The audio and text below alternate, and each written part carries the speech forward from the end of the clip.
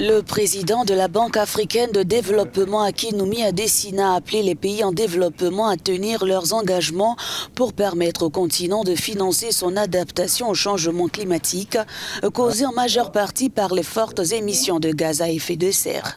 L'Afrique, elle seule, perd 7 à 15 milliards de dollars par an à cause du changement climatique. Et ce chiffre va grimper à près de 50 milliards de dollars par an d'ici 2040. Le monde doit donc respecter l'engagement qu'il a pris à l'égard des pays en développement de verser 100 milliards de dollars. En fait, il s'agit d'une somme minime par rapport à l'ampleur du problème.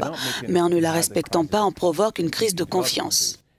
Seules les promesses qui comptent sont les promesses tenues, a rappelé l'ancien ministre nigérian de l'Agriculture. Akinwumi Adesina a également appelé à rendre le processus de restructuration de la dette des pays africains beaucoup plus transparent et plus rapide.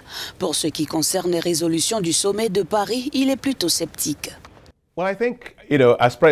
Comme le président Macron et d'autres l'ont dit, je ne pense pas qu'il y aura beaucoup de nouvelles annonces. Je pense que les annonces qui devaient être faites l'ont été. Il s'agit aujourd'hui de s'engager et de chercher des moyens, en particulier d'impliquer le secteur privé, parce que c'est la clé. Et si l'on regarde le monde d'aujourd'hui, on constate que les investisseurs institutionnels gèrent 145 000 milliards de dollars d'actifs. Ce chiffre augmentera d'ici à 2026, c'est-à-dire dans 3 ans seulement.